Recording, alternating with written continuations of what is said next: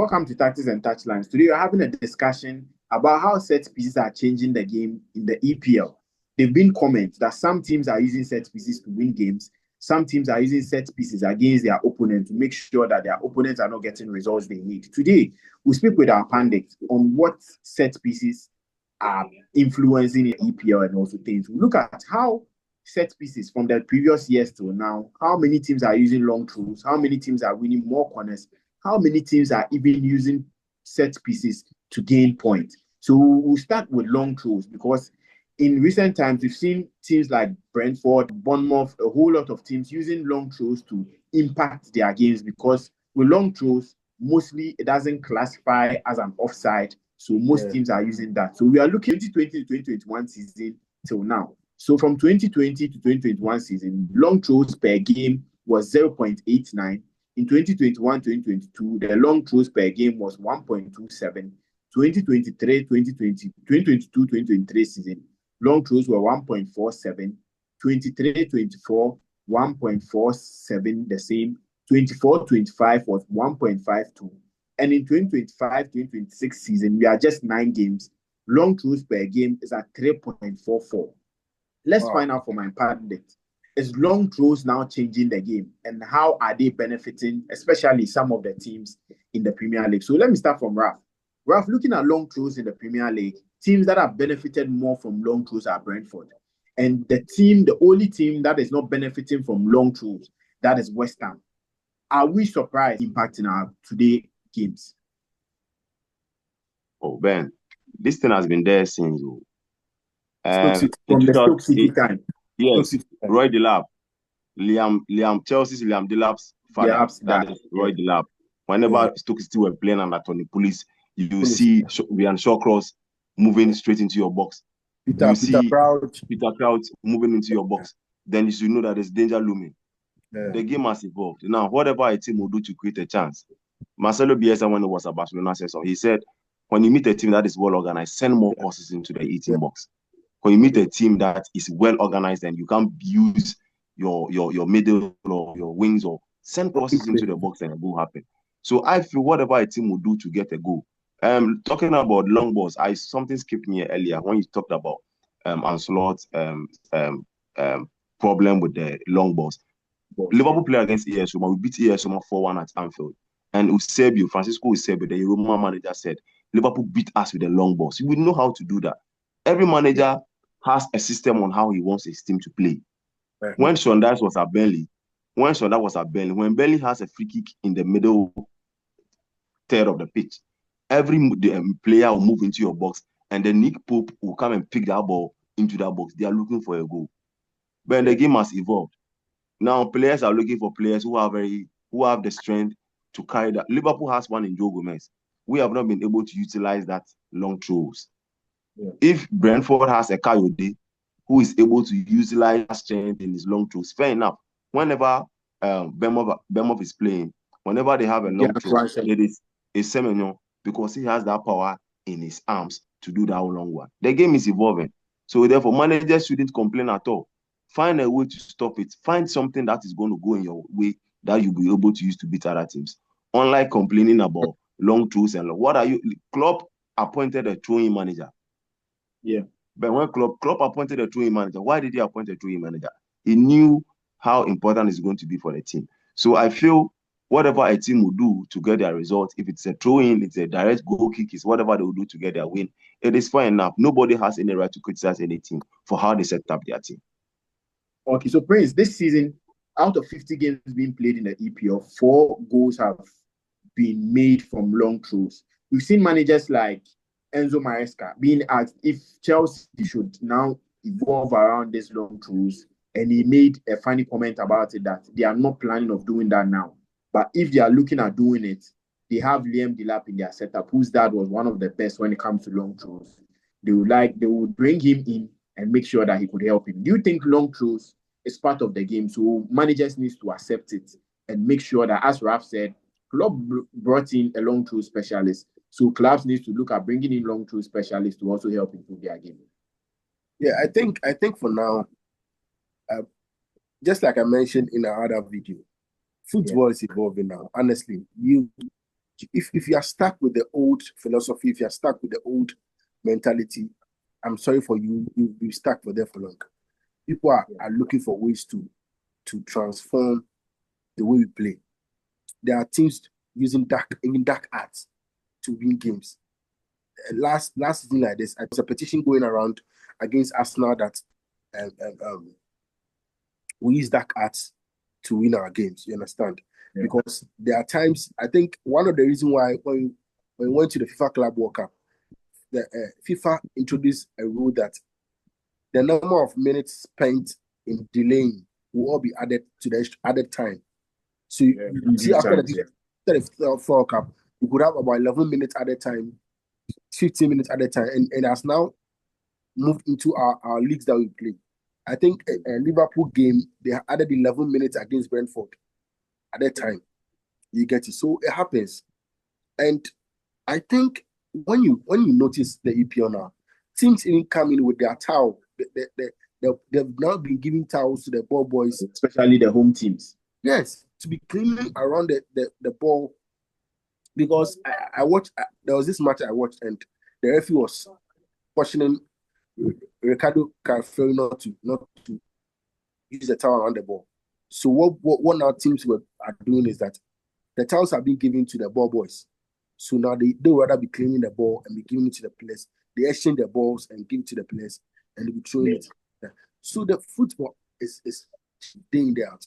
Managers are looking for tactics and things to do to get to prick opponents mid-block and highline and all those things. So I think we should all embrace it, we should all accept it.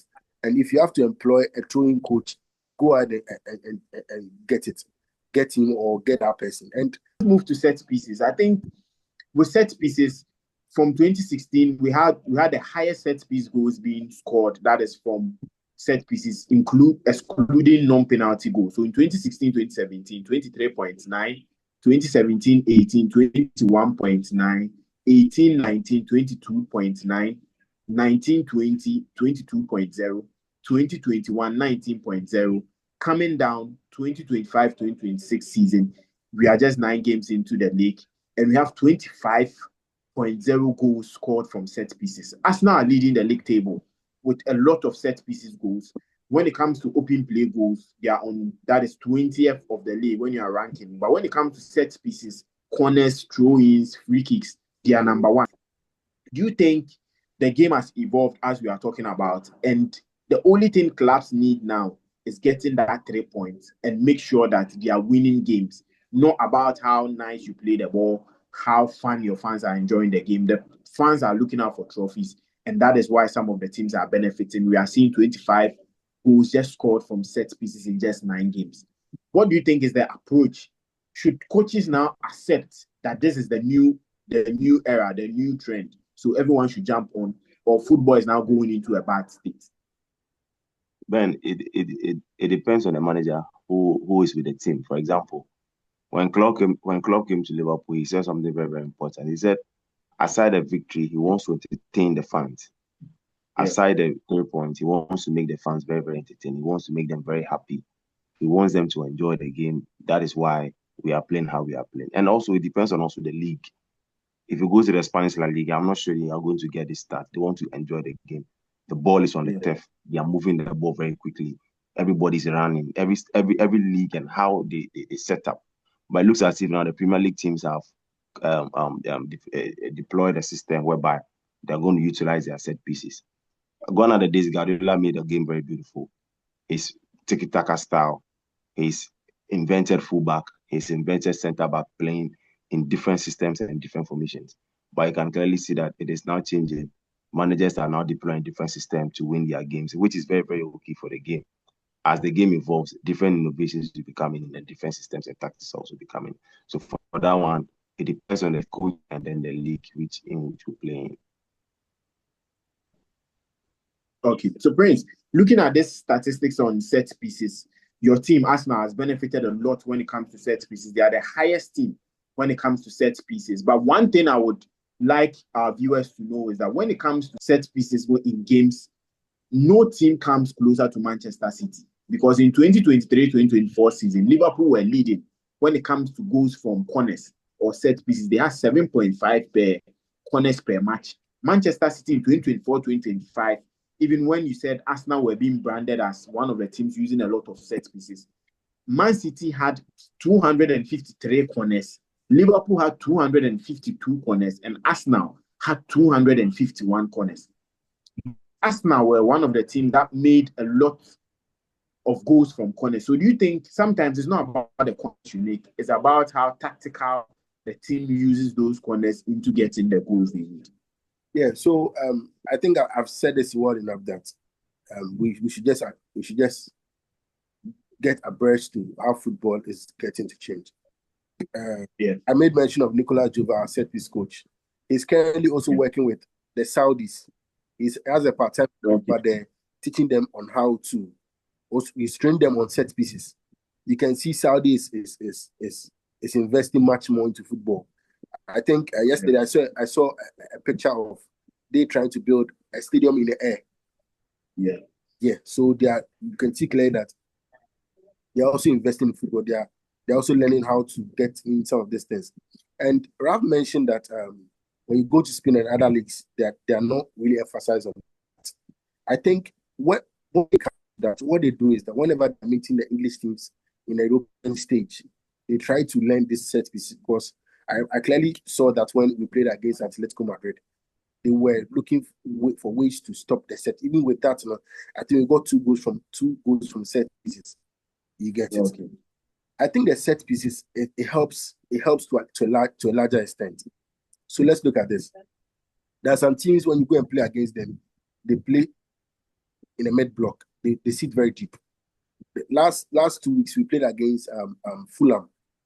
They had to play mid block. Just when we scored a set piece goal, they now open up to attack. Hold the pressure, soak the pressure, and hit you on counter or get a chance and want to attack you. Such teams, when you meet them, you have to deploy some of these set piece strategies to get behind them, to look for a way to attack them. And honestly, it is just set piece that can break you through when you get to that point. Because a team like Crystal Palace, you will find it difficult to beat them if you don't deploy a set piece strategy in there. So I think coaches are getting to understand that. Let's look for a way to, because the truth is that if you are not learning it, someone is going to learn it and come and beat you with it. You get everything. If you don't learn it, someone is going to learn it and come and beat you. Arsenal will learn it and come and beat you with it. And you complain, still Arsenal will beat you with it. You know, one interesting thing about the whole thing is that this Sky Sports sports journalist saying that Nicolas Jova has over 40 set piece tactics for each game. Just imagine. Okay. So each game he has over 40. So if you pick the first clue, he can use another clue for you. So I think we should all embrace it and appreciate it. Okay. So let's know in the comment section what you think about how set pieces are impacting the game of football, especially in the EPL. What you think about them? Is it a good thing or is it a bad thing? And also share it on what you think about it. Is your team benefiting from it, or your team are struggling to fight against set pieces? Let us know. But don't forget, go into the description, click the link and register with MYBET.AFRICA and get that free bet we are giving out from this show, TT Pod, to be able to get a free 10 Ghana cedis to bet on this weekend's game coming up. So thank you all for joining the show, and thank you all for sharing your thoughts on how set pieces are impacting today's games.